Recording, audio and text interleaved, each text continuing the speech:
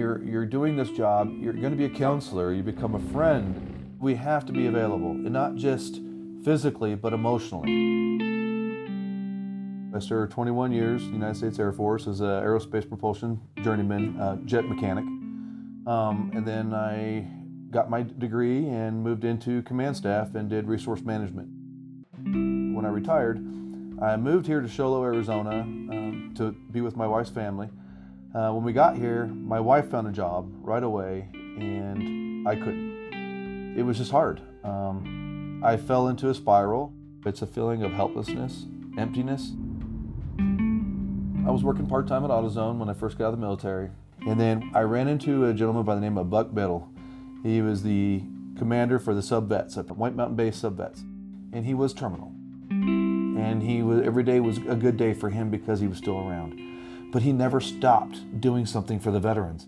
He was the guy that he spoke his mind. And he said, well, do you know how to do resumes? I said, yeah, then why don't you start helping veterans with resumes? I'm like, okay. And he said, well, I'm busy dying. What are you busy doing?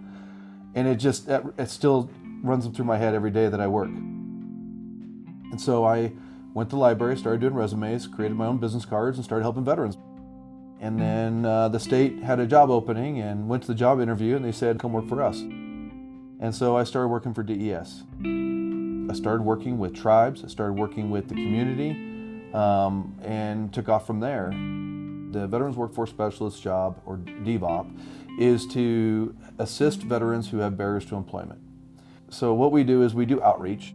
We assist them with their resume, we teach them jobs or interview skills. We look at the whole person concept, and we want to find them not a job, but we want to find them a career. I have the largest area of any DVOP in the state. And it's how do I make sure I'm taking care of those veterans? And what I found is really creative rest stops throughout the travels.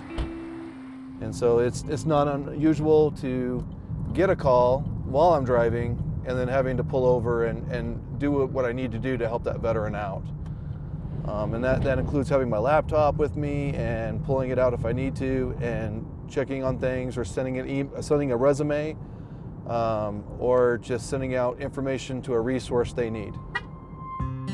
One of the things I've learned is that the initial is the most complicated part, is when you get to know a veteran. And so that follow-up is a lot easier. It could even be a phone call and that positive reinforcement. Don't give up. We're going to get there. And that's what I do. Arizona Veterans Hall of Fame biography. Adam Ray Gerard of Lakeside, Arizona. Adam currently serves as the chair, Northeastern Arizona Veteran Organization Services Roundtable and the Navajo, Apache, Gila Tri-County Partnership for the Be Connected program, which helps to identify and address issues facing local veterans. Congratulations, Adam. It was very humbling. I feel like, if anything, I didn't do it for me. I want to bring notoriety to Northeastern Arizona. I just want to welcome you to the roundtable. Good morning, everybody. Good morning. We're getting everybody on board. That's all that matters to me. We got congressmen, senators, we got our area covered. I love working for DES for the simple fact of the impact you have in your community. I have the most incredible team in the state. Every office is amazing, they got excellent people, they're professional, and honestly, it's the greatest thing in the world to work with a veteran who needs my help. It's an honor.